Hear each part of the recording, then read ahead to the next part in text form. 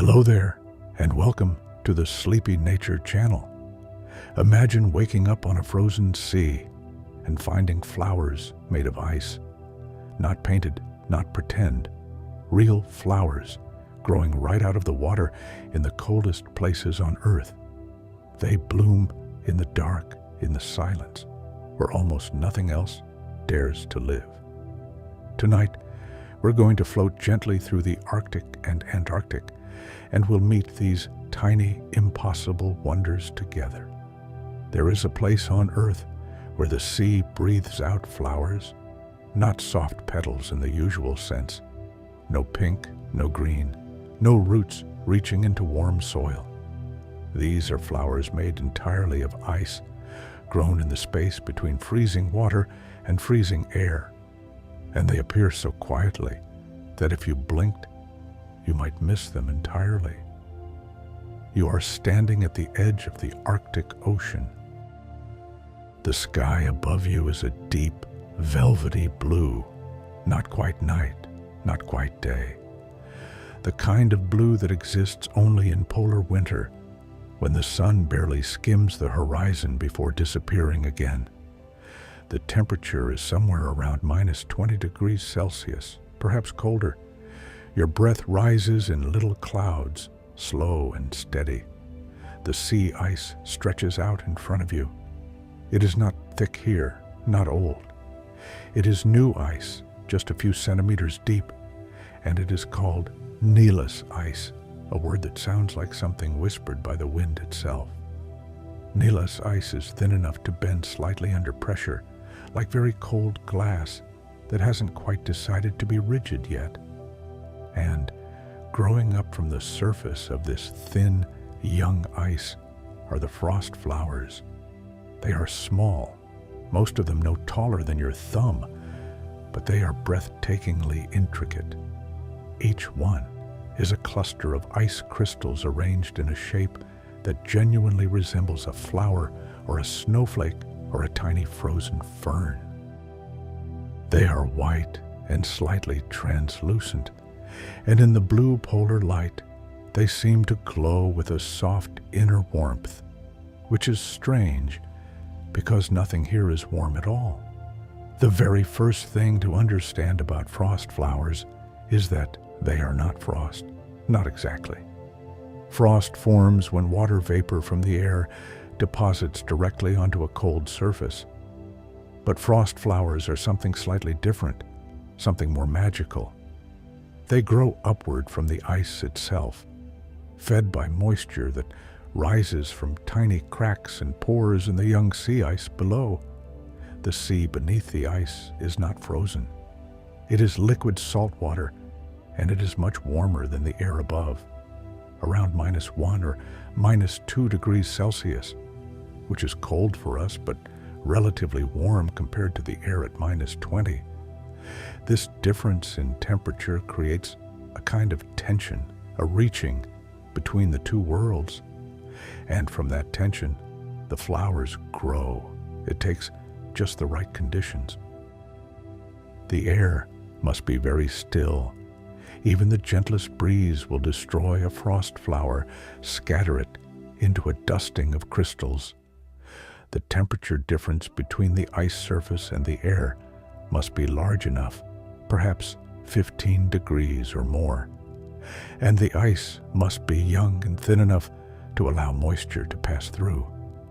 When everything lines up perfectly, frost flowers begin to form in the very early hours, while the world is darkest.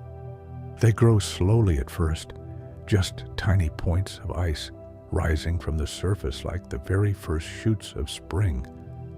Though spring is a world away from here, by the time the pale polar light returns, they have grown into their full shapes, clusters and rosettes and branching stars, each one different, each one somehow perfect. Scientists who study them say that a field of frost flowers can cover a section of sea ice completely, turning what was a flat, gray surface into something that looks, from a distance, like a meadow of white wildflowers frozen in time.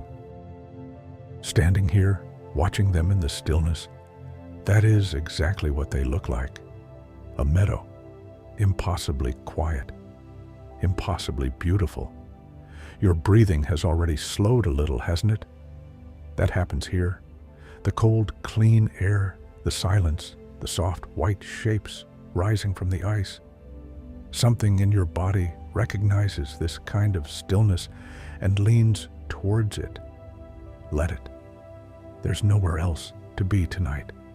The frost flowers don't move. They don't need to. They exist in a kind of perfect pause, held between the warmth of the sea below and the cold of the sky above.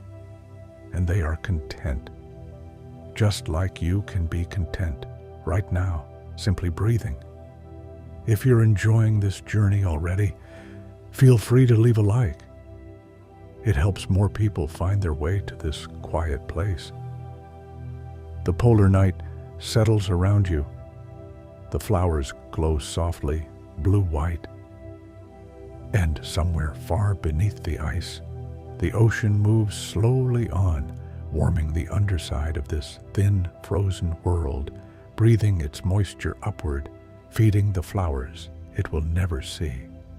The Arctic and the Antarctic are mirror worlds. One is an ocean surrounded by land, the Arctic at the top of the earth, where polar bears walk and the northern lights shimmer. The other is land surrounded by ocean, the Antarctic at the bottom of the earth, the coldest and windiest continent, where nothing lives on land except mosses and a few determined insects, and where penguins crowd the edges like small, formal guests at a very cold party. Frost flowers grow in both places, and this simple fact that the same beautiful, fragile thing appears at both ends of the earth feels quietly wonderful. In the Arctic, frost flowers form on sea ice that floats above the Arctic Ocean. This ocean is connected to the Atlantic and the Pacific, and its currents carry warmth from the tropics all the way up to the polar regions, keeping the water from freezing completely even in the deepest winter. The ice that forms on top of this ocean is, in places, many meters thick and years old. But the frost flowers grow only on the new ice, the young ice, the ice that has just recently claimed its place on the surface. In the Antarctic, frost flowers form on sea ice that surrounds the continent of Antarctica. The Southern Ocean, the ring of water that encircles Antarctica, is one of the stormiest bodies of water on Earth. But in the sheltered bays and inlets, where the wind rests for a moment, the young ice forms and the flowers come. Think of that for a moment. The Arctic is the north, the land of the midnight sun and the polar bear. The Antarctic is the south, the land of the emperor penguin and the aurora australis, the southern lights. These two places are as far apart as anywhere on Earth can be, and yet the same tiny crystalline flowers grow in both places quietly, in the dark, with no audience but the stars. There is something comforting about that. The world makes the same beautiful things in different places because the conditions call for them. The ice, the cold, the moist air rising, the stillness. These things arrange themselves the same way, whether you are under the northern sky or the southern one, and the result is always the same small miracle. Close your eyes for just a moment if you like, and imagine both poles at once, the top of the world and the bottom, both dark, both cold, both blooming silently with frost flowers. Two bouquets of ice held up to the dark sky by the sea. The frost flowers in the Arctic tend to form during October and November as the sea ice begins to grow for the winter. In the Antarctic, the sea ice grows during April and May, the southern hemisphere's autumn, And that is when the flowers appear there. The seasons are reversed, which means somewhere on Earth, frost flowers are almost always forming somewhere in the dark, in the cold, in the quiet. One of the things that makes frost flowers so special is how completely silent they are. They make no sound at all when they grow. Ice crystals joining together, layer by layer, is one of the quietest events in nature. You could stand in a field of growing frost flowers and hear absolutely nothing except the faint creak of the ice beneath your feet and the distant sigh of wind at the edge of the world. Scientists have described frost flower fields as having a particular quality of stillness, not the stillness of absence, but the stillness of presence, as if the field itself is paying attention, as if the flowers know they are beautiful. Let that idea settle over you like a soft blanket. The world's most delicate flowers, growing in the world's most extreme places, in complete silence, watched only by the dark sky above and the slow sea below. You are already very relaxed, I think. Your body is heavy and warm, even as the Arctic air surrounds you in the story. That contrast, the cold outside, the warmth within, is exactly what a frost flower knows. Let's talk about how a frost flower actually builds itself, because the process is one of the most peaceful things in science. It begins with a crack. Young sea ice is not perfectly smooth. It is full of tiny imperfections, hairline cracks, microscopic channels, pores where salt water has been excluded during the freezing process. Seawater, you see, cannot freeze completely the way fresh water does. When seawater freezes, it pushes out most of its salt, concentrating it into pockets of very salty, very cold liquid called brine. This brine seeps and moves through the ice like slow honey through a cold cake. And where the brine moves, moisture follows. The sea ice surface is a few degrees colder than the water below, but it is still warmer than the air above by a significant margin.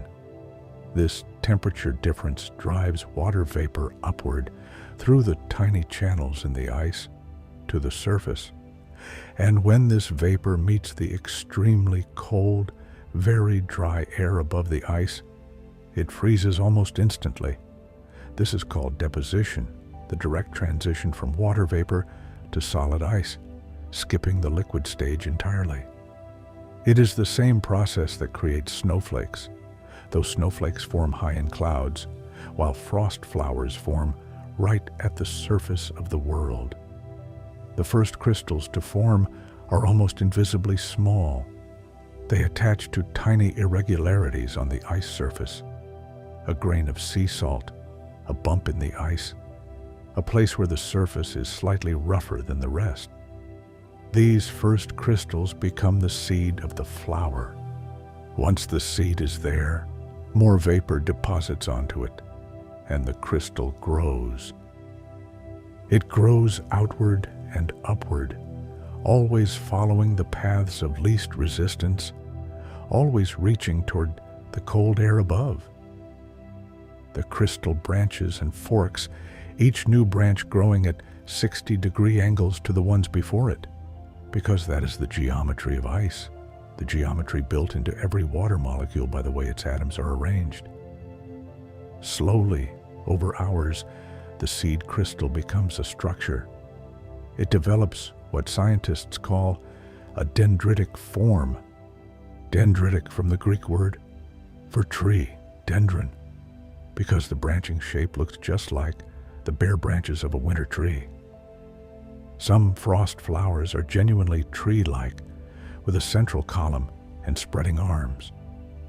Others form rosettes, with petals radiating from a central point. Others look like ferns or stars or tiny, intricate sculptures that no human hand could ever recreate. Each one is unique, like a snowflake. And, in fact, frost flowers and snowflakes are built by exactly the same molecular process, just in different places. No two are identical. The exact temperature, the exact humidity, the exact surface the first crystal lands on, all of these things shape the final form. So, each frost flower you might see in an Arctic field is not just a frost flower. It is a record of the exact conditions of the moment it was born. Temperature, humidity, wind speed, or rather, wind absence, all written in ice. It is like a very quiet diary kept by the air. Your breath is slow and steady now, isn't it? In and out, like the slow exhalation of moisture from the sea ice.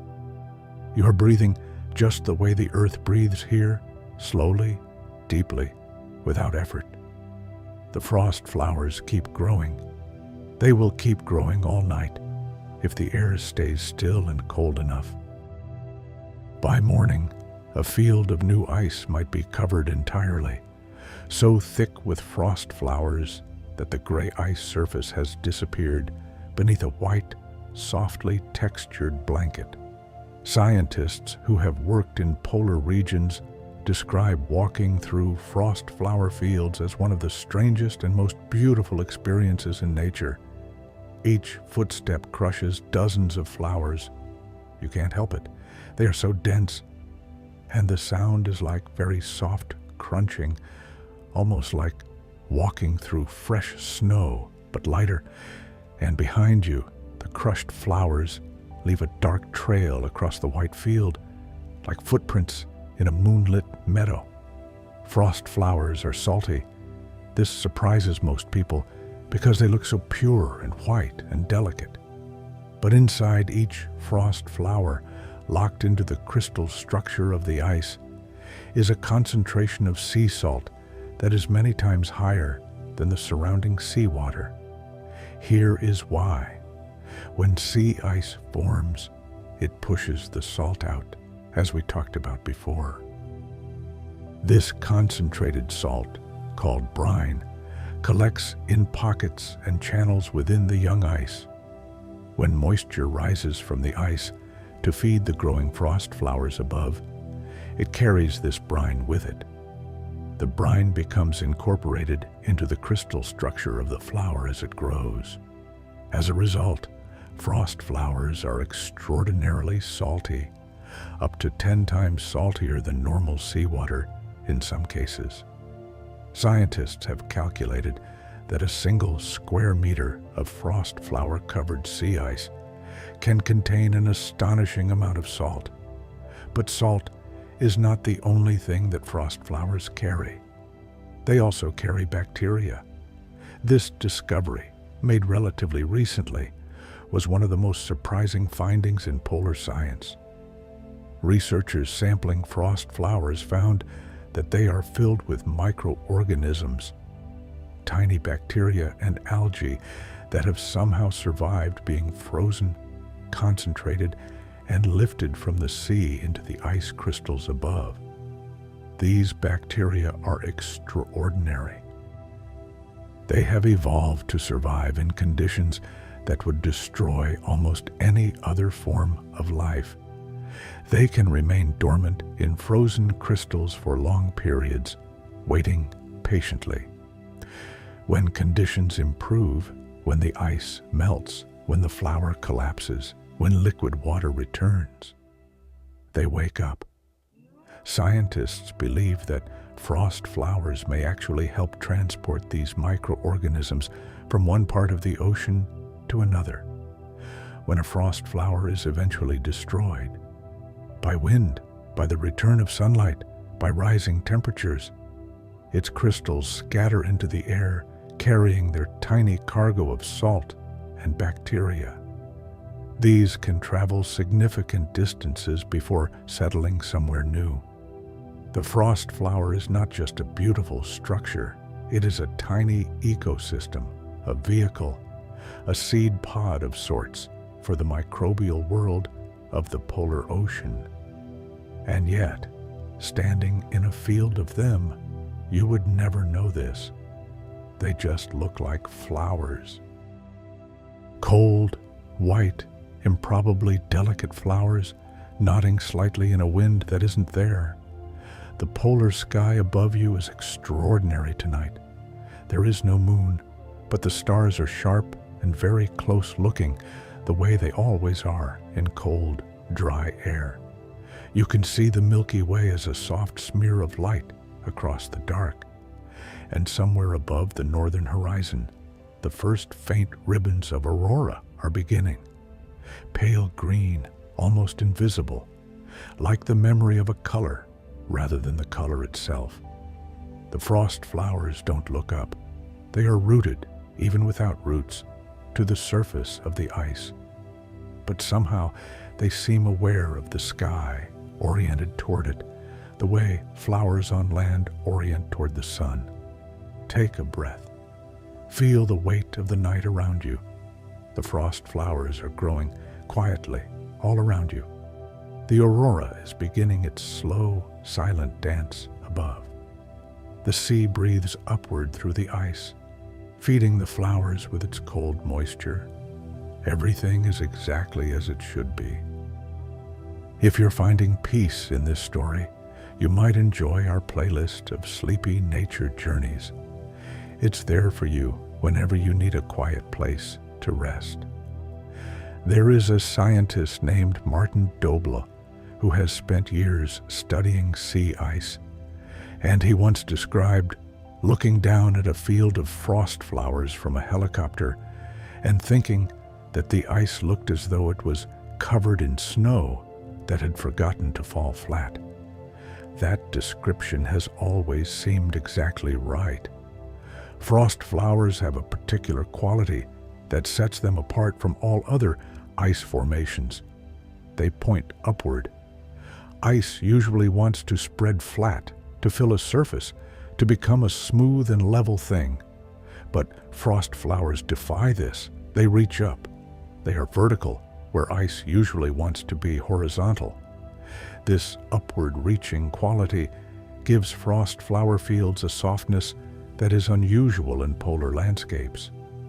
Sea ice without frost flowers is hard-looking, gray, and angular. It has the appearance of difficulty, of endurance.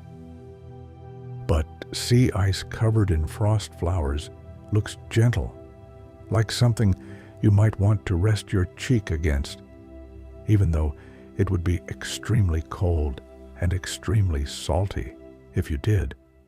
Polar scientists have a particular fondness for frost flowers. These are people who spend their careers in some of the most challenging environments on Earth, people who are comfortable with cold and wind and the long dark of polar winter. And even they, when they talk about frost flowers, tend to use soft words. Beautiful, delicate, magical. Words that you wouldn't normally associate with sea ice research. There is something about the flowers that disarms people. Perhaps it is the contrast, the harshness of the environment, and the fragility of the flowers that grow there. Perhaps it is the impossibility of them, the fact that something so intricate and so lovely could form in a place so extreme. Perhaps it is simply that they look like flowers, and flowers mean something deep and hopeful to humans. And finding something that looks like flowers at the ends of the earth feels like a small gift. The Antarctic frost flowers have their own particular beauty. The Southern Ocean that surrounds Antarctica is, in many ways, a different kind of sea from the Arctic Ocean. It is deeper, wilder, more isolated. The sea ice that forms on the Southern Ocean is younger on average than Arctic ice. It forms and melts each year, and it rarely lasts more than a single season. And so, the frost flowers that grow on Antarctic sea ice are blooming on ice that is itself still very new, and there is something poignant about that, about such delicate things growing on such temporary ground. The emperor penguin, which is the largest penguin species and one of the most remarkable animals on Earth, breeds on the Antarctic sea ice during the coldest months of the Antarctic winter. The penguins gather in enormous colonies on the ice, huddling together for warmth, the males incubating their single eggs on their feet while the winter storms rage around them. And somewhere nearby, though the penguins don't notice or care, the frost flowers are growing. Imagine that for a moment. Thousands of penguins standing very close together in the dark, their breath rising in clouds, the sound of the wind enormous. And a few hundred meters away, in a quieter patch of new ice near an inlet, the frost flowers are rising in silence, one crystal at a time. The penguins and the flowers are both doing the same thing in their different ways. They are surviving the winter. They are waiting for the light to return, and both of them, in their different ways, are beautiful. Let us talk about water for a moment. Just water, the ordinary, extraordinary molecule that makes frost flowers possible. A molecule of water is two hydrogen atoms bonded to one oxygen atom. You have learned this probably at some point in school, H2O. But what you may not have thought about is how unusual this molecule is, how strange, and how generous. Water is one of the very few substances on Earth that is less dense in its solid form than in its liquid form. Ice floats. This seems obvious. You have put ice cubes in a glass. But it is actually deeply unusual in chemistry, and it has enormous consequences for life on Earth. If ice sank, the polar oceans would freeze from the bottom up, and nearly all marine life would be destroyed. Instead, because ice floats, the ocean surface freezes while the deep water stays liquid, and life continues in the cold depths below. The same unusual property of water is what allows frost flowers to grow. The ice surface is less dense than the water below, so it stays on top. The water below stays liquid, stays warm enough to generate moisture, and this moisture rises through the porous ice to feed the flowers above. Water molecules are also unusually attracted to each other. They form hydrogen bonds, delicate little connections between adjacent molecules, and these bonds give water many of its remarkable properties. Surface tension, the ability to climb up thin tubes, the tendency to form perfectly round droplets. All of these come from hydrogen bonding. When water freezes, the hydrogen bonds arrange the molecules into a hexagonal lattice, a six-sided pattern repeated perfectly through all the layers of the ice. This is why snowflakes are always six-sided. This is why frost flowers always branch at 60-degree angles. The hexagon is written into the molecule itself. So, when you look at a frost flower, at its six-fold symmetry, its branching arms, its intricate patterns, you are looking at the direct expression of how water molecules bond to each other. The flower's shape is the shape of the physics. Nature is not being decorative here. It is being truthful. This is one of the reasons that natural beauty often feels so different from human-made beauty. A human-made ornament is beautiful because someone decided to make it beautiful. A frost flower is beautiful because it cannot be any other way. Its beauty is the inevitable result of the way water molecules behave at low temperatures. It has no choice but to be what it is.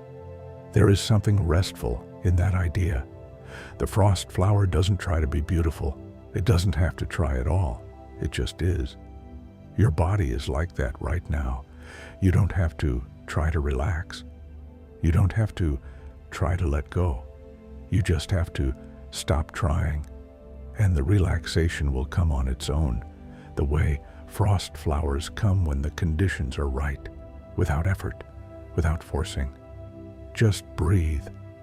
The conditions are right. The sea ice of the Arctic changes throughout the year, and each season has its own character and its own kind of beauty. In summer, the Arctic sun doesn't set for weeks or months. The ice melts at the edges, and the open water reflects the endless sunlight in long golden ribbons. The ice surface softens, and melt ponds form. Lakes on top of the ice, bright turquoise and shallow, reflecting the sky above in perfect miniature. Arctic terns fly over the melt ponds, dipping and rising, their sharp calls carrying across the flat landscape. But in winter, the sun goes away. In the high Arctic, there are weeks when the sun doesn't rise at all, what the Inuit and other Arctic peoples call the polar night. During this time, the Arctic is lit only by moonlight and starlight, and when the sky is clear, the aurora borealis. It is during the polar night that frost flowers are most abundant. Without sunlight to warm the ice, the temperature drops to its lowest. The air is dry and still. The young ice forms quickly on the surface of the ocean, and the frost flowers rise from it in their hundreds of millions, covering vast stretches of newly formed sea ice. Researchers who have worked in the Arctic during the polar night describe it as an experience of extraordinary intimacy with the world. Without the usual reference point of the sun, without the normal rhythm of day and night, time becomes different. You sleep when you're tired, eat when you're hungry, work by the light of headlamps and the faint blue glow of the ice itself. And the ice does glow. Sea ice has a quality that is hard to describe. It seems to produce its own faint blue light, even in total darkness. Scientists say this is because ice reflects what little light there is. Starlight, moonlight, the faint glow from distant human settlements, and concentrates it in ways that make the ice surface seem luminous. Walking across polar sea ice at night, even in complete cloud cover, you can usually see well enough to navigate, because the ice itself provides a soft, ambient illumination. Frost flowers in this context seem to glow particularly beautifully. Their surfaces are rough and crystalline, which means they catch and scatter light from every direction. Even in the darkest night, they have a quality of faint radiance, as if each flower is lit from within. Scientists who study frost flowers say that they are almost impossible to photograph well. The flowers are three-dimensional and complex, and they don't photograph flat. They always look slightly out of focus, slightly unreal, as if the camera is struggling to believe in them. The best photographs of frost flowers tend to have a dreamy, soft quality, where the flowers in the foreground are sharp and the ones behind fade into a soft white haze. That dreamy quality is perhaps appropriate. Frost flowers are the kind of thing you see in dreams, too intricate, too delicate, too beautiful to be entirely convincing as reality. And yet, here they are, real, cold, salty, and glowing softly in the polar night. You may be wondering about the sound of this place. The Arctic, at night, in winter, is one of the quietest places on Earth. Not silent, silence is rare in nature, but extraordinarily, almost incomprehensibly quiet by the standards of any human settlement. There is sometimes wind, and the wind here is a sound unlike any other. It moves across the flat ice without obstruction, building to a low, steady roar on bad days, or a soft, almost melodic sigh on calm ones. But tonight, in our story, in this imagined winter night, there is no wind. The air is completely still. What you hear instead is this: the very faint creak and groan of the sea ice as it shifts and flexes. The ice is not one solid sheet. It is many pieces, moving slowly against each other. And as they move, they produce sounds that travel far, because ice is an excellent conductor of sound. A low creak from a pressure ridge, a kilometer away, might reach your ears clearly, as if it were just beneath your feet. Occasionally, a crack runs through the ice near you, a sharp sound, almost like a rifle shot, as the ice adjusts to the temperature and the slow movement of the water below. It happens without warning, lasts for a fraction of a second, and then the silence returns completely. That returning silence is its own kind of sound. In very quiet places, you become aware of the sound of your own body, your heartbeat, the gentle rush of blood in your ears, the soft movement of your own breath.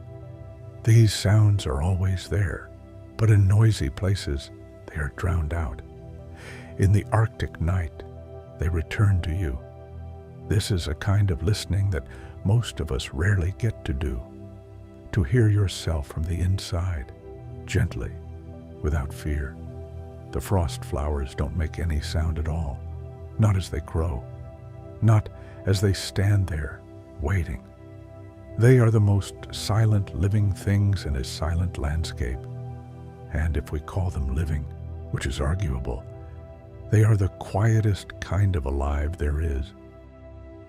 But there is one sound associated with frost flowers that a few polar researchers have described. The sound of a frost flower field in a very light breeze.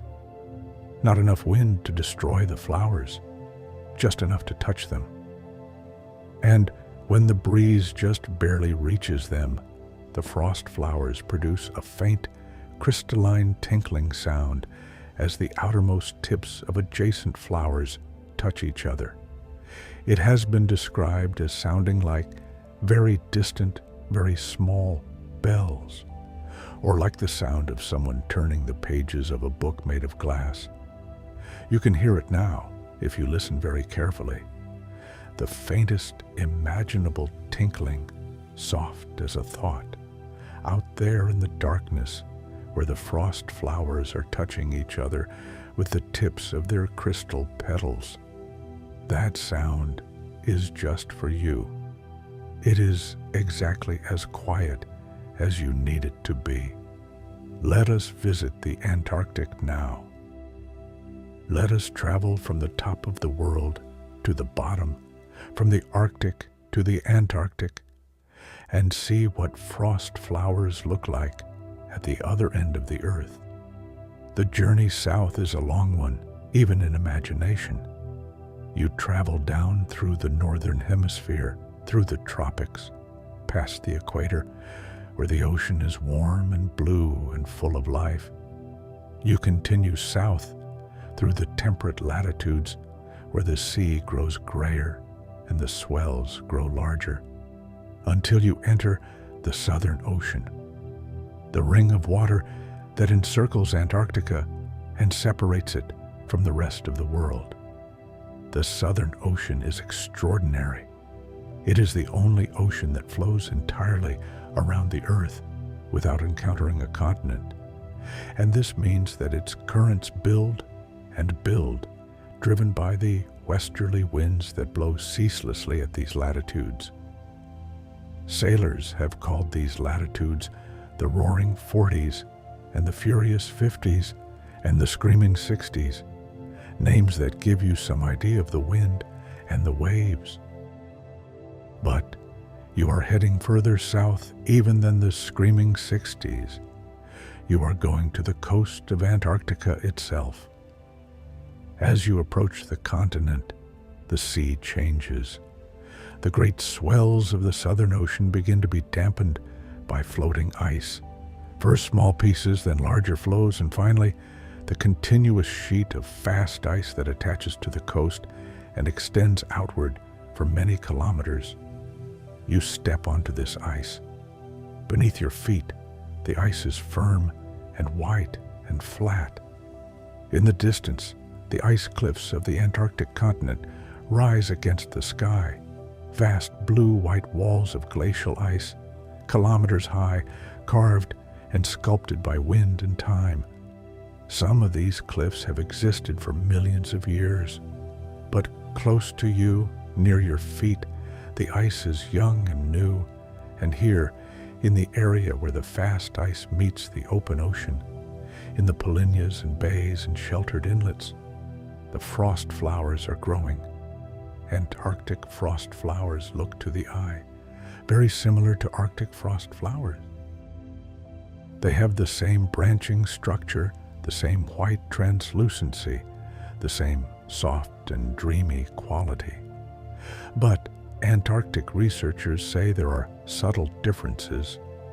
The Antarctic flowers tend to be slightly larger on average, perhaps because the Southern Ocean water has a slightly different temperature and chemistry, or perhaps because the fast ice here forms in slightly different conditions. The light in Antarctica is different too.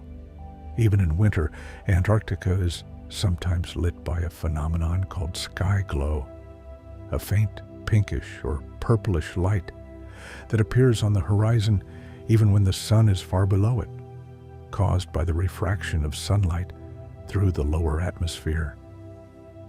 This sky glow gives the Antarctic landscape a color that has no name in English, a color between deep violet and pale pink that belongs only to polar places. In this light, the frost flowers are extraordinary. They catch the sky glow and hold it, turning it into something crystalline and strange. A frost flower field in Antarctic sky glow looks like something from a dream, which, perhaps, is why it belongs in a story you're hearing as you drift towards sleep. Close your eyes for a moment. You're standing on the Antarctic fast ice. The sky glow colors the horizon. The frost flowers surround you. The ice is still. The penguins are somewhere nearby, huddled together. And you are exactly here, exactly now, breathing slowly in the cold and beautiful dark. Feel free to check out our playlist if you want more nights like this one. It's always there for you. Frost flowers have a short life. They can grow for a night, or 2 nights, or sometimes 3 or 4 if the conditions stay perfectly still and cold. But they are extraordinarily fragile. Even a moderate breeze will destroy them. The crystals that make up the flowers are held together mostly by the surface tension of the ice and the gentle hydrogen bonds between molecules. And the energy of even a modest wind is enough to overcome these forces and scatter the flowers into a fine, salty powder. When a frost flower field is destroyed by wind, the effect is strange and complete. One moment, the ice surface is covered in a white, textured carpet of flowers. The next, the wind arrives, and within seconds, the surface is scoured clean, gray-white, flat, and bare. The flowers are gone entirely, their crystals scattered into the air, carried away, deposited perhaps on the ice somewhere downwind, or carried up into the upper atmosphere, or simply dissolved back into the sea as the ice melts. Researchers have calculated that some frost flower crystals are small enough to be lifted quite high into the atmosphere, high enough to potentially influence cloud formation. In this sense, the frost flowers don't just disappear. They travel. They become part of something larger. But while they last, they are among the most ephemeral, beautiful things in nature. There is a Japanese aesthetic concept called mono no aware, sometimes translated as the pathos of things, or the gentle sadness of transience. It is the awareness that beautiful things are beautiful, partly because they will not last. The cherry blossom is not just beautiful in spite of the fact that it falls within a week. It is beautiful because of it. Its brevity is part of its meaning. Frost flowers have exactly this quality. They are beautiful because they are temporary. They grow in a night and are gone in a morning. They exist in a place so extreme that almost nothing else can exist there. And they ask nothing of the world. They don't compete. They don't persist. They don't leave a trace. They just rise from the ice, hold their crystalline shape for a brief, perfect time, and then return to the elements they came from. This seems like a gentle way to rise when conditions are right, to be fully and completely what you are for as long as you are, to release without struggle when the time comes. You are warm now, in your bed, in your room, while all of this ice and cold and crystalline beauty exists in the story around you. Your body is letting go of the day. The decisions and the tasks and the words of the day are fading, the way frost flowers fade when the wind comes. Gently, completely, without drama. Let them go. They'll be there in the morning if you need them. Right now there is only the frost flower field and the quiet ice and the stars above. There is a particular time in the polar year called the shoulder season, the weeks between full winter darkness and the return of proper daylight. In the Arctic, this is February and March. In the Antarctic, it is September and October. During the shoulder season, the sun returns. Not fully at first, just a sliver of light on the horizon each day, a few minutes more than the day before. The colors this produces are extraordinary. The sky is pink and orange and gold for hours each day, because the sun only rises a few degrees above the horizon and must travel through a great thickness of atmosphere to reach you. And this scattering of sunlight produces colors that are impossible in ordinary latitudes. For frost flowers, the shoulder season is an ending. As the sun returns, even its faint early light begins to warm the ice surface. The temperature differential between the ice and the air, which feeds the flowers, begins to decrease. The flowers stop growing first. They reach whatever size they have reached and then hold like a held breath. Then they begin to sublimate, to transform directly from solid ice back into water vapor without melting. This process is the reverse of the deposition that created them, and it is equally quiet and equally unhurried. Over the course of a few days in early spring, a frost flower field will disappear. The flowers shrink. The crystal structure that took hours to build dissolves in hours into vapor. The ice surface below is revealed, gray and flat, slightly stained with salt, where the brine from the flowers has been deposited back onto the surface. Where there were flowers, there is now just ice. Ice that has, somewhere in its history, briefly held flowers. The sea ice at this time is beginning to change in other ways too.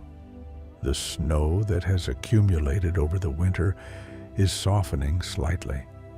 Melt ponds begin to form in the warmest stretches of late spring. The ice edge retreats northward in the Arctic, southward in the Antarctic, as the sun climbs higher each day. With the returning light comes life, or rather, the visible explosion of life that was present all along, but hidden in the dark. Phytoplankton begin to bloom in the open water at the ice edge, turning the sea a faint greenish blue. Seabirds appear, fulmars and petrels and glaucous gulls, wheeling above the ice edge on the cold wind. Polar bears emerge from their dens in the Arctic snow. In the Antarctic, the first Adelie penguins return to their nesting colonies, making their confident, slightly comic way across the sea ice. Spring in the polar regions arrives like a long, slow exhale, and the frost flowers, which were part of the winter, dissolve quietly into it, making room for everything that comes next.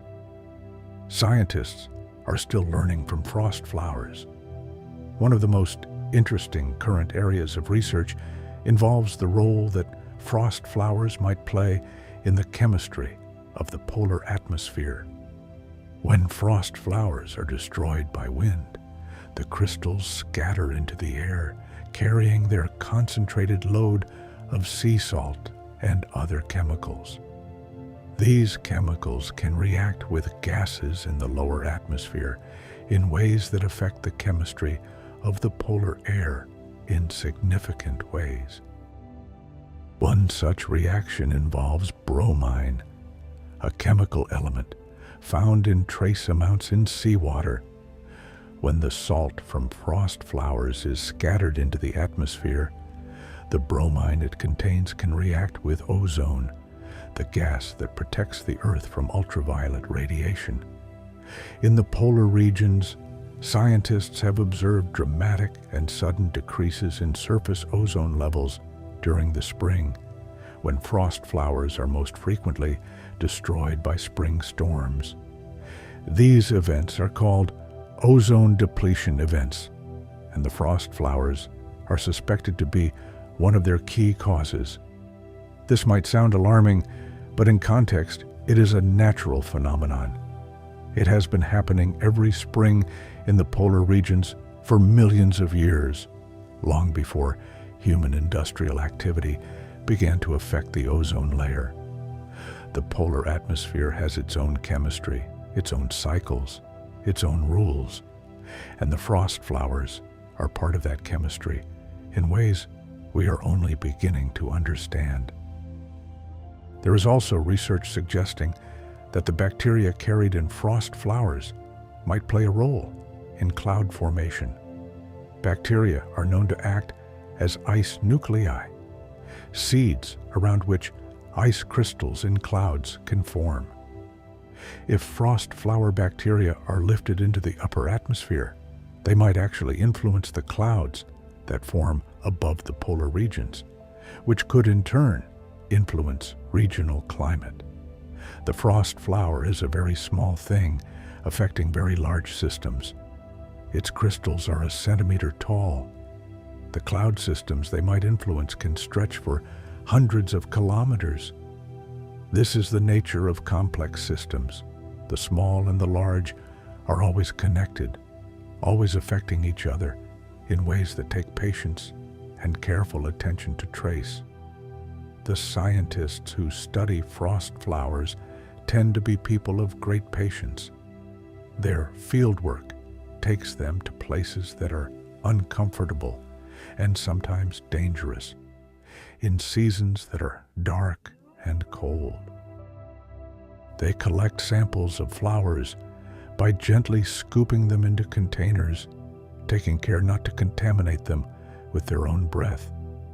They melt the flowers slowly in laboratory vessels, counting the bacteria, measuring the salt, analyzing the chemistry. Their work is quiet work, careful work, work done in the dark, on the ice, far from most of the world, work that most people never hear about. But it is important work, and it is done with something that looks very much like devotion, not just to the science, but to the frost flowers themselves, to the small and crystalline and improbable beauty of the thing being studied. That kind of devotion to quiet, careful attention is something we can all feel right now as you breathe slowly and the world outside gets quieter, and the night wraps around you like the polar dark wraps around the frost flower fields. The Inuit peoples of the Arctic have lived with sea ice for thousands of years. Their languages have many words for sea ice, not just for ice in general, but for specific types of ice in specific conditions. There are words for new ice, old ice, ice that has been deformed by pressure, ice that is safe to walk on, ice that is dangerous. There are words for the particular crackling sound ice makes as it forms, for the color of ice that is close to shore, for ice that has snow on top, and ice that does not. This richness of vocabulary is not just linguistic curiosity. It reflects a deep and intimate knowledge of sea ice, knowledge accumulated over many generations, passed down through story and practice and direct experience. For the Inuit and other Arctic peoples, sea ice is not a backdrop to life. It is a central part of life, a hunting ground, a travel route, a source of fresh water, a place where the world takes on different rules.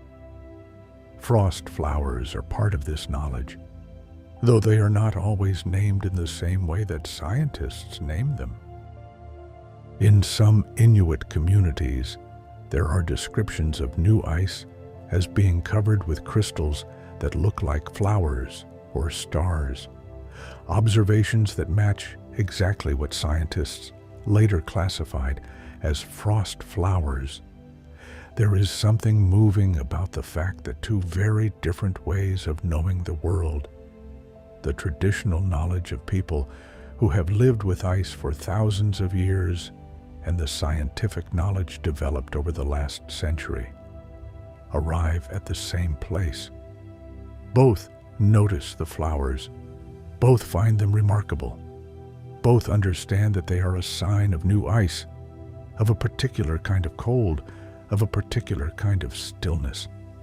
Knowledge, like water, finds its way to the same truths through different channels. The Antarctic is different from the Arctic in one important way that is sometimes overlooked. There are no indigenous people there. Antarctica has never had a permanent human population. No people accumulated a traditional knowledge of the Southern Ocean and the sea ice in the way that Arctic peoples accumulated their knowledge of the North. The first humans to see Antarctic frost flowers were probably the explorers and sailors of the 19th and early 20th centuries. People like Ernest Shackleton, Roald Amundsen, Robert Falcon Scott. These explorers left diaries and journals, and some of them described the ice in ways that suggest they noticed the frost flowers, though they may not have had a name for them. Shackleton wrote of the sea ice surrounding his stranded ship, Endurance, as being covered with strange white formations like flowers of ice, which matches the description of frost flowers exactly. His ship was trapped in the Antarctic sea ice in 1915, and for nearly a year, his expedition survived on and near this ice. Whether those flowers were frost flowers specifically, we cannot know for certain. But the image stays: Shackleton's ship, trapped in the ice, and all around it, the delicate, impossible flowers growing in the polar dark. You have been traveling through the cold for a long time now. Let us rest here for a moment in the quietest part of the night. The frost flower field stretches around you. You have been here long enough to stop noticing the cold, the way you stop noticing a familiar sound. The flowers are glowing their soft, pale, blue-white glow. The ice beneath you is solid. The stars above are extraordinary, countless and steady, the kind of stars that can only be seen far from any human light. Somewhere, not far from here, 100 meters perhaps, or a kilometer, there is open water. You can hear it, a faint, soft sound that is not quite lapping, but not quite silence. The sound of the sea just barely moving at its edge where it meets the ice. This sound is one of the most peaceful sounds in the world. It is the sound of the boundary between frozen and unfrozen, between holding still and moving on. The water moves, the ice stays still, and between them, the frost flowers grow. Your body knows how to sleep. It has always known. You learned it before you learned anything else, before you had words or memories or the ability to choose. The rhythm of sleeping and waking is older than your name, older than language, older than the particular shape of your life. It is as old as mammals, as old as warm-blooded animals, as old as the need for rest. The frost flowers do not sleep. They exist fully for every moment they exist, and then they are gone. But you have the gift of sleeping, of releasing the day, of letting your mind slow to a murmur, of sinking into the warm, floating place between waking and dreaming. That place is very close now. The ice is quiet, the stars are bright, the flowers are growing, one crystal at a time, in the dark. If you've been enjoying this journey, a like on the video means a great deal. It helps others find their way to this quiet place when they need it most. Your hands are soft. Your jaw is unclenched. Your breath is long and slow and easy. There is a researcher at the Finnish Meteorological Institute who has spent years studying frost flowers and other sea ice phenomena. She has said in interviews that the thing that keeps her returning to the Arctic is not the science, which is important, and not the career advancement, which is also real, but something simpler. The feeling of standing on sea ice in the polar night and feeling the earth in a way she cannot feel it anywhere else. She describes it as a feeling of being held, the ice beneath your feet, miles thick in some places, the ocean beneath the ice, reaching to the deep, the cold air above, extending up through the atmosphere to space, and you, in the middle of all of it, small and warm and briefly present. Being held is not the same as being trapped. It is the opposite, in fact. To feel held is to feel safe enough to let go, to stop holding yourself together so tightly, to trust that the world will continue to be there when you return to it. After the sleep, the night is deepening now. The frost flowers are at their fullest. The ones that have been growing since midnight have reached their full height. Some of them almost as tall as your index finger, branching and complex. Their crystal surfaces catching the faint starlight and the ice glow and the last trace of the aurora that passed overhead an hour ago. The aurora is gone now. It came and went in silence, as it always does. Curtains of green and faint pink light moving across the sky like the hem of a very large dress, trailing light, and then folding away again into the dark. The sky above you is all stars again, and they are so many and so bright that the sky seems to lean toward you. Frost flowers are forming still somewhere nearby. The conditions are still perfect. The air is still. The temperature is still deep below freezing. The young ice is still releasing its thin breath of moisture upward. New crystals are depositing on existing ones, extending the branches of flowers that have been growing for hours. New seeds are forming in places where the ice surface is roughest, the first tiny points that will become flowers by morning. Everything is growing slowly, without hurry, without the need for anything to be different from what it is. This is the last thing to know about frost flowers. They are not trying to be beautiful. They're not trying to grow. They are simply responding to the conditions around them, forming the shape that the temperature and the moisture and the physics of water molecules requires. They are being exactly what they are, in the only way they know how to be. And that, perhaps, is the most restful thought of all. That you are also exactly what you are, in the only way you know how to be. And that this is enough. That tonight, in this moment, breathing slowly, in your warm bed, with the world going about its business around you, and the frost flowers growing at the ends of the earth, you are exactly right. The polar night is full and dark and quiet. The ice is still. The flowers are white and soft and countless.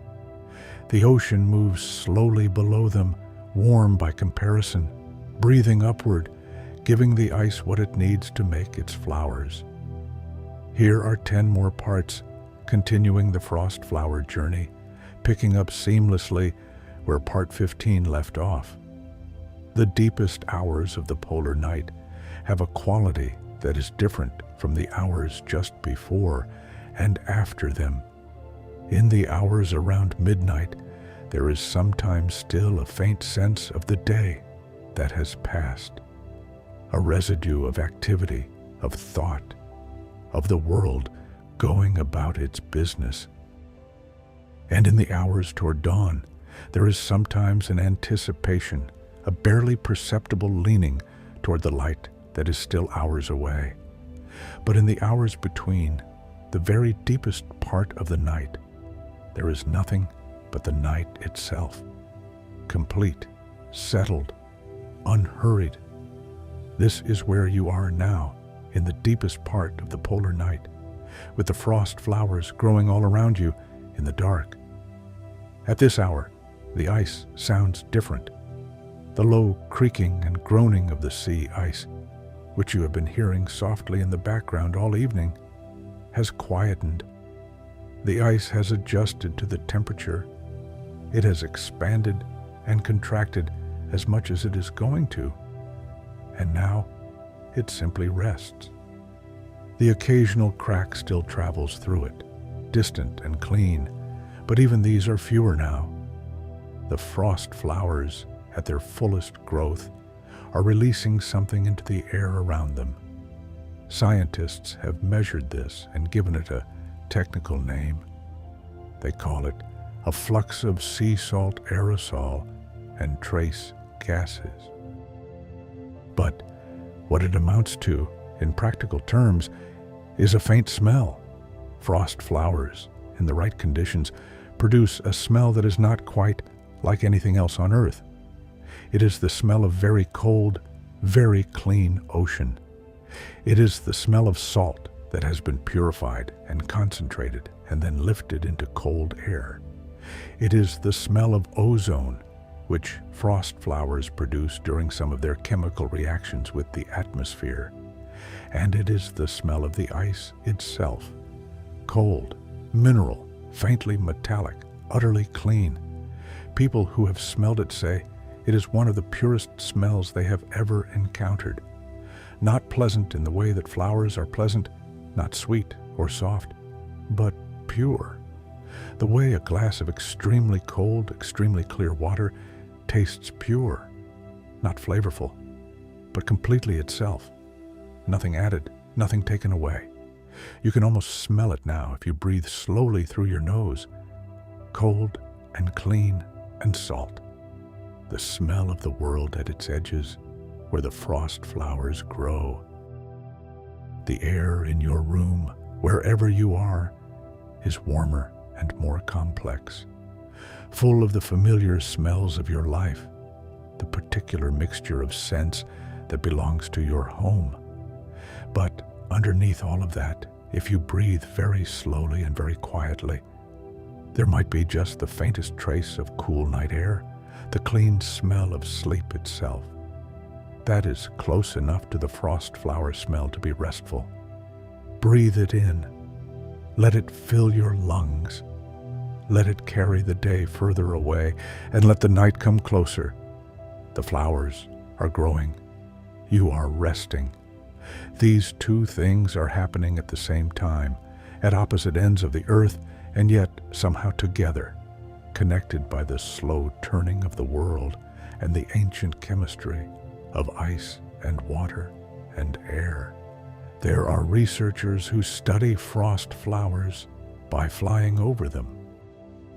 Not in the great roaring aircraft of warmer latitudes, but in small planes and helicopters that move carefully through the polar air, their pilots reading the weather constantly, alert for the sudden shifts that can make flying in the Arctic or Antarctic extremely dangerous. From the air, frost flower fields look very different than they do from the ground. From the ground, a frost flower field is intimate. You see individual flowers, each one distinct, each one its own small world of crystalline geometry. You can crouch down and look at a single flower closely, at the way its arms branch, at the way the light refracts through its translucent ice. And that single flower contains everything worth knowing about frost flowers, just as a single snowflake contains everything worth knowing about snow.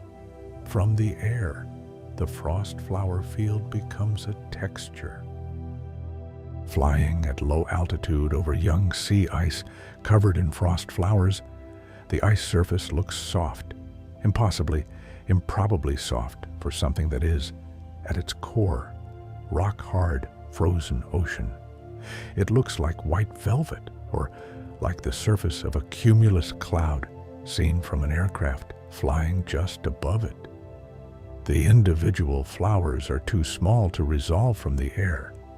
What you see is their aggregate, the collective softness of millions of tiny crystalline structures. Researchers who have flown over frost flower fields describe the view as disorienting in a pleasant way. The ice looks like something you could sink into. It looks like rest. It looks like a bed made of white and cold and quiet. From a higher altitude, the patterns in the frost flower distribution become visible. Frost flowers don't form absolutely uniformly across the ice surface. They form more densely where the ice is newer and thinner, and less densely where the ice is slightly older or where the surface has been disturbed. From the air, this creates a patterning in the white, slightly denser here, slightly sparser there, subtle gradations of texture that the eye reads as something like a landscape, with its own geography of soft hills and quiet valleys. Some researchers have described frost flower fields, seen from the air, as looking like the surface of another planet. And in a sense, they are right. The polar sea ice, with its frost flower covering, is a landscape unlike anything in the temperate world. It obeys different rules, forms at different temperatures, exists at different time scales. It is part of Earth, but part of the extremes of Earth, the places where the planet shows its most unusual face. But it is still Earth, still made of water and salt and the same physics that governs everything. Still part of the same world that contains your bed, your room, your warm and quiet night. The distance between you and the frost flowers is not really a distance, in the deepest sense. You are made of water too. Your cells are salty, in concentrations not so very different from the sea. The ice in frost flowers and the water in your body are the same substance, differently arranged at different temperatures. You and the flowers are made of the same material. Sleep is a way of arresting that material, of letting it be still for a while in the dark. Let us talk about the sea beneath the ice for a moment. the hidden world that makes the frost flowers possible. Beneath the Arctic sea ice, the ocean descends to depths of more than 5 kilometers in places. It is dark there, completely dark, the absolute darkness that humans never experience in their normal lives, darker even than the darkest night, because no light reaches that far down. And yet, life exists there as it exists almost everywhere. Life has found a way.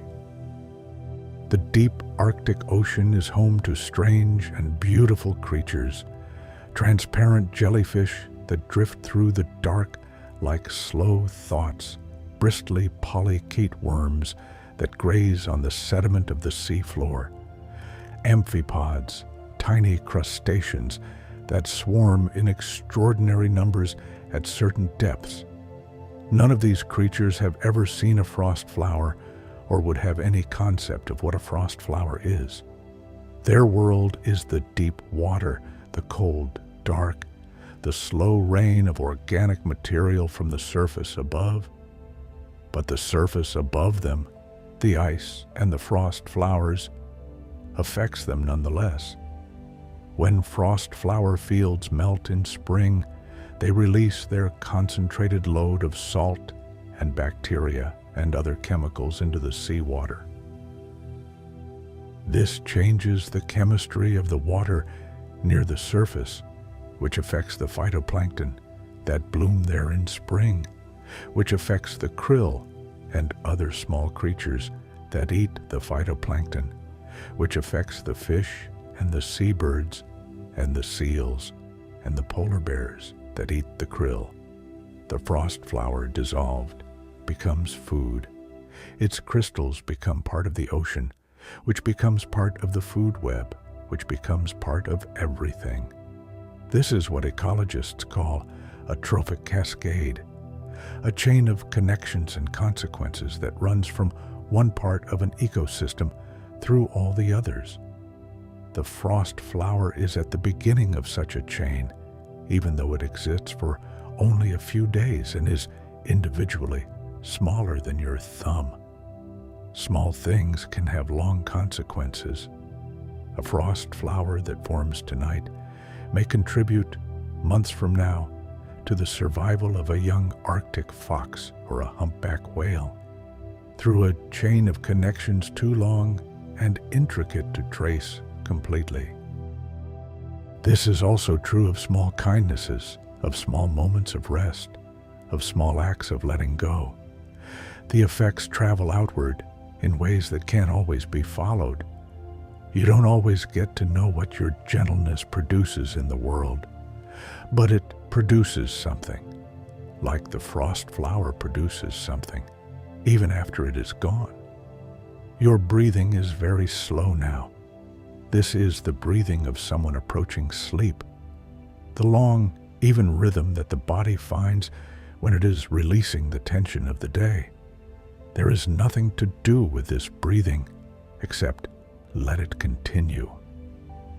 In the 1980s and 1990s, as satellite technology improved, scientists began to be able to study sea ice from space. For the first time, they could see the entire Arctic Ocean at once, not just the small patches that could be reached by ship or aircraft, but all of it, the full extent of the sea ice across millions of square kilometers. They could watch it grow in winter and shrink in summer. They could track its movements, measure its thickness, indirectly through various clever methods, observe its changes year by year. They could not see frost flowers from space.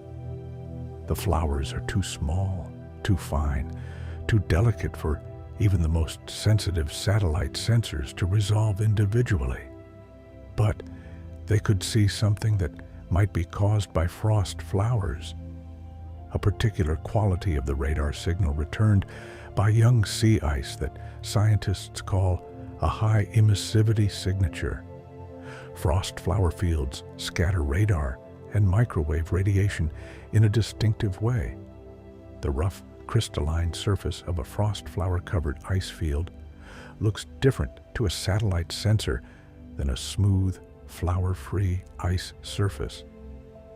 By learning to recognize this signature, scientists can now use satellite data to estimate where and when frost flowers are likely to be forming across vast areas of polar sea ice. This matters for climate science because frost flowers affect the exchange of chemicals between the ocean and the atmosphere, and this exchange matters for understanding how the polar regions behave in the global climate system. The polar regions are the Earth's thermostats, in a sense. They absorb and reflect solar radiation in ways that affect temperatures far beyond the poles. Understanding how frost flowers fit into this system is part of understanding how the whole system works. But there is something quietly wonderful about the idea of satellites. These vast, complex machines orbiting hundreds of kilometers above the Earth, spending their time looking for the signature of something as small and delicate as a frost flower, something that no satellite camera can photograph, that no radar can image directly. The flowers can only be inferred, their presence suggested by the way they change the signal from the ice below them. Even from space, the frost flowers make themselves known. Even from that distance, in that indirection, they leave their mark on the data. Some things are too delicate to be seen directly. They can only be known by their effects. And yet, they are real. They are there, and they matter. There is a word in Norwegian, utmark, that means the land beyond the farm, the uncultivated landscape that stretches away from settled human life into wilderness. The Scandinavian languages, which are deeply familiar with the Arctic, have many such words for the particular qualities of wild and remote places. The sea ice belongs to the utmark in the deepest sense. It is beyond cultivation, beyond settlement, beyond the reach of most human life. It is one of the few places on Earth that remains, essentially, as it has always been, shaped by wind and cold and the slow movement of water, by the chemistry of the ocean and the physics of ice. And in this utterly unmanaged, utterly wild place, the frost flowers grow. They grow without anyone to tend them, without anyone who needs them to grow, without any purpose that we have been able to identify beyond the purposes of physics and chemistry. They are not useful to any animal in the way that flowers in temperate places are useful. They don't offer nectar. They don't attract pollinators. They don't produce seeds. They are simply a consequence of the conditions. They happen because the conditions require them to happen, and yet they are shaped like flowers, the branching, the radial symmetry, the reaching upward. All of this emerges from physics and produces something that humans recognize instinctively as beautiful. This is one of the quiet marvels of nature. That beauty so often emerges from systems that have no intention of being beautiful. The spiral of a nautilus shell follows a mathematical curve, not because the nautilus is reaching for aesthetics, but because that curve is the most efficient way to grow a shell that stays proportionate as the animal inside it grows. The iridescence of a butterfly wing emerges from the microscopic structure of the scales, not because the butterfly is trying to be beautiful, but because that structure evolved to regulate temperature. Beauty is a pattern that the universe makes over and over in different materials and at different scales, not because it is trying to please us, but because the same physical principles keep producing the same results. and we, being built by the same universe and following the same principles, recognize those patterns and feel something when we see them, something that might be called resonance, something that might be called peace. That peace is what you are feeling right now. The resonance of a system, your body, your breathing, your mind, settling into its natural pattern, the pattern of rest, the pattern the universe makes when it is being very quiet. There is something that happens to time in the polar night. Without the sun rising and setting, without the visual cue that separates one day from the next, time becomes more continuous. The dark simply continues for hours and days and weeks, broken only by the rhythm of eating and sleeping and working, which each person maintains as best they can. People who have spent extended time in the polar night often report strange things about their experience of time. Days feel longer and shorter in unexpected ways. The beginning and the end of things blur together. There is a quality to the sustained darkness that is, for some people, deeply restful, as if the pressure of the ordinary day-night cycle has been released and time is allowed to be more fluid. For others, the polar night is difficult. The absence of sunlight affects the chemistry of the brain in ways that can produce low mood and fatigue. Researchers and workers at polar stations take vitamin D supplements and use special lights to counteract this. They maintain routines very deliberately because the external world offers no routine of its own. But the frost flowers, in a way, provide their own rhythm. They grow in the coldest, darkest hours and reach their peak in the very deepest part of the night. They are at their most abundant when the polar night is at its most complete. And so, for anyone who has spent time watching them, waiting for them, checking on them, collecting samples of them, the frost flowers become a kind of clock, a cold, quiet, crystalline clock, measuring not hours, but conditions.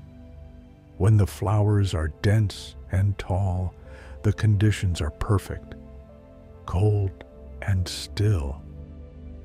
When they are sparse or absent, the conditions have shifted. A wind has passed, or the temperature has risen slightly, or the ice is not the right age. The frost flowers are constantly reporting the state of the world they grow in for anyone patient enough to read them. This is true of many natural things. The behavior of birds tells you about the weather. The color of the sky tells you about the air. The sound of a river tells you about recent rain. Nature is full of clocks and barometers and thermometers, all available for free to anyone who pays attention. Paying attention is its own kind of rest. When you pay attention to the world around you, really attend to it, the way a scientist attending to frost flowers attends to them. You step out of the ordinary anxious flow of thought and into direct contact with the thing in front of you. The frost flowers don't care about your worries. They are just growing steadily in the dark. Being with them means, for a while, being like them, just here, just now, just growing slowly in the quiet. The crystals that make up a frost flower are, individually, extremely thin. Under a microscope, a single arm of a frost flower crystal looks like a flat plate of ice with a complex, feathery edge. The plate is only a few micrometers thick. A micrometer is 1/1000th of a millimeter, so these plates are thinner than most of the cells in your body. And yet, they hold their shape rigid and exact, because the bonds between water molecules in ice are very strong relative to the size of the molecule. The flatness of the individual crystal plates is important. Because they are flat, they reflect light very efficiently, much more efficiently than a rounded or irregular surface. This is why frost flowers appear so strikingly white, even in the low light of the polar night. They are covered in microscopic mirrors, each one perfectly oriented to catch and reflect whatever light is available.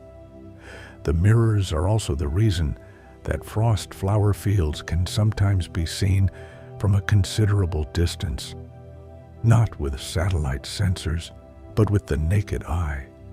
Polar travelers have reported seeing the faint brightness of frost flower fields from several kilometers away, as a subtle whiteness on the ice that is distinguishable from the gray-white of bare sea ice. This quality, the way frost flowers gather light and give it back, gives them a kind of generosity. In a landscape that is mostly dark, they make the most of whatever light exists. They are not sources of light. They have no light of their own, but they are extraordinary receivers and reflectors of it. This is also true of a certain quality of human presence that is sometimes called warmth or radiance. Not something that is produced from nothing, but something that is gathered and given back. People who have this quality don't generate their own light. They simply reflect back to the people around them something that was already there but had gone unnoticed. The frost flower does this for starlight and moonlight and the faint polar sky glow. It gathers what is available and returns it quietly to anyone who is there to see it. You don't need to generate anything tonight. You don't need to be bright or warm or productive. You just need to rest, to be still, to let the night hold you, the way the ice holds the frost flowers, from below, steadily, without asking anything in return. If these stories have been a comfort to you, the playlist is always there. A whole collection of quiet nights, ready whenever you need them. Let us spend a moment with the stars above the frost flower field. In the polar regions, on a clear night without the aurora, the sky is something that most people in the modern world have never seen and perhaps never will. The nearest city is many hundreds of kilometers away. There is no artificial light of any kind, no glow on the horizon, no aircraft warning lights, no distant headlights. The Milky Way is not a faint smear, but a structure, a dense, complex river of light that has depth and texture, that seems three-dimensional, that you feel you could reach up and stir with your hand. The stars reflect on the frost flowers below. This is the final beauty of frost flowers in the polar night. The field of ice crystals with their flat reflective surfaces mirrors the sky above. Not perfectly. The reflections are scattered and diffuse, each crystal reflecting slightly differently, depending on its angle and its position. But collectively, standing in a frost flower field on a clear night, you are surrounded by stars. Above you, the sky is full of them. Below you, all around you, at your feet, their reflections shimmer in the ice crystals of the flowers. You are inside the stars.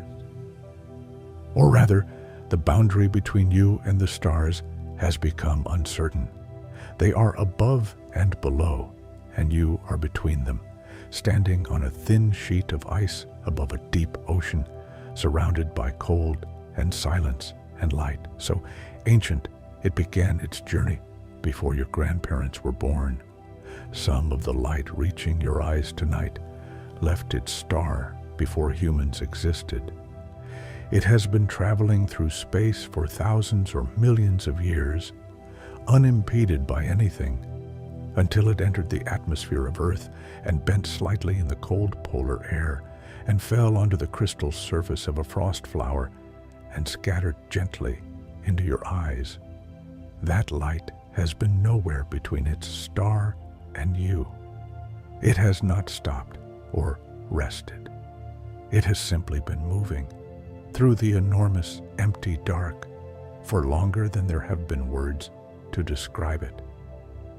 And now it is here in your eyes, in this moment, in this story that is carrying you towards sleep. There is a word in Welsh, hiraeth, that is often translated as a longing for something lost or distant, a homesickness for a place you may never have been.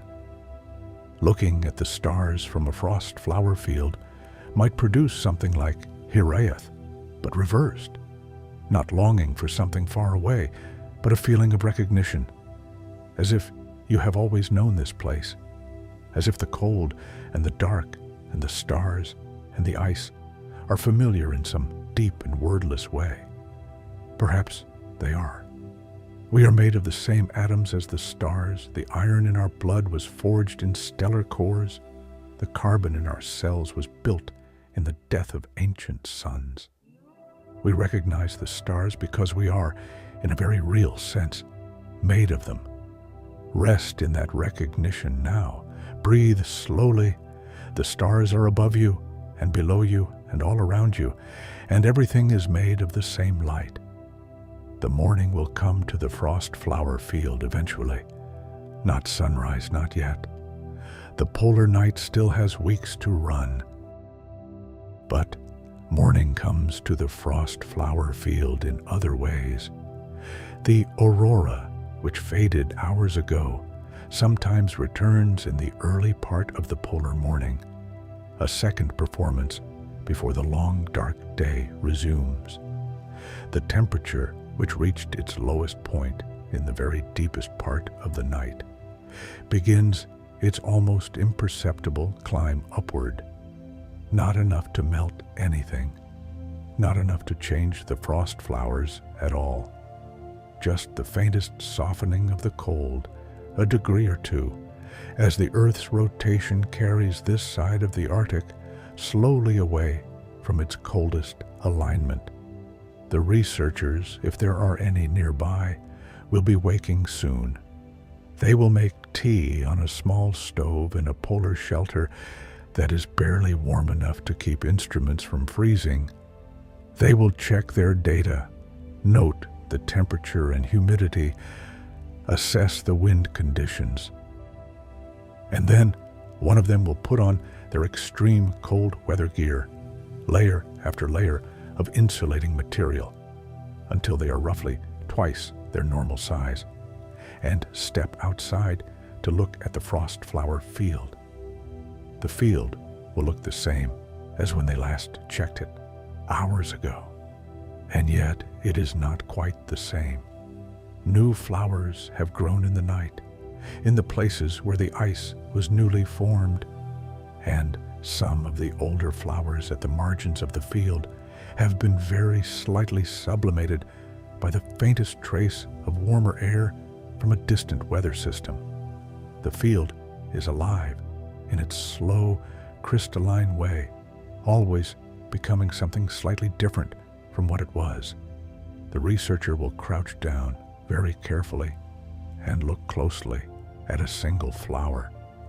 They will do this not because it is required by the research protocol, but because it is always worth doing. Because the single flower, seen closely, is always astonishing. Because after however many years of studying frost flowers, in however many polar seasons, the close-up view of a single flower in the faint polar twilight still produces a feeling of something like awe. This is what the best science does.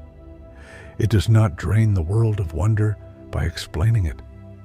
It adds to the wonder by showing you how much more there is to see, how much more intricate the beautiful thing is than you first imagined. The researcher will straighten up and look across the field, and somewhere in that field, A new frost flower will be forming, one that did not exist a minute ago, that will not exist in a week, that only a handful of humans will ever be close enough to see. But it will exist completely and perfectly for as long as its conditions allow, and then it will rest. The world is very quiet now, not just in the frost flower field, though it is quiet there, incomprehensibly, beautifully quiet. But in your room, your bed, the space around you where you are resting, the night has reached its own deepest point wherever you are, and the sounds of the day have long since faded. The frost flowers are at their fullest and their finest. Every crystal that is going to form tonight has formed. Every branch that is going to reach has reached. The flowers stand in their millions across the surface of the young sea ice, perfectly still, perfectly cold, perfectly themselves. They don't know they are beautiful. They don't know they are temporary. They don't know that somewhere on the other side of the earth, someone is hearing about them as they fall asleep and finding something in their story that feels like comfort. But perhaps it is enough that they are beautiful, even if they don't know it. Perhaps it is enough that they exist at all, briefly and completely, in the most extreme and quiet place on earth. You have been with them all night in this story. You have stood at the edge of the Arctic Ocean and watched them grow from almost nothing. You have felt the cold air and heard the distant creak of the ice, and seen the aurora fold across the sky above a field of crystals that each contain, in their own way, the shape of the universe. You have traveled to the Antarctic and seen them in the sky glow pink and violet at the bottom of the earth. You have learned how they form and why they are salty, and how they carry bacteria and affect the sky and feed the ocean and reflect the stars. You have spent a long, quiet night with the most fragile and beautiful things the polar world creates. And now the story is growing still, the way a frost flower grows still when it has reached its full form, holding its shape, at rest, complete. Your breathing is very slow. Your hands are soft. Your thoughts, if there are any, are like the faintest aurora, thin ribbons of light, not quite present, fading as you watch them. The frost flowers don't need anything from the night except the conditions to exist. And the conditions are right, and so they are here. You don't need anything from this night except the conditions to sleep, and the conditions are right, and so you are here. The ice is still, the stars are bright, the flowers are growing, one quiet crystal at a time, in the dark at the ends of the earth, and you are warm and safe and held. Let your eyes close all the way now. Let the frost flowers keep growing without you. The world will take care of itself tonight. Sleep well.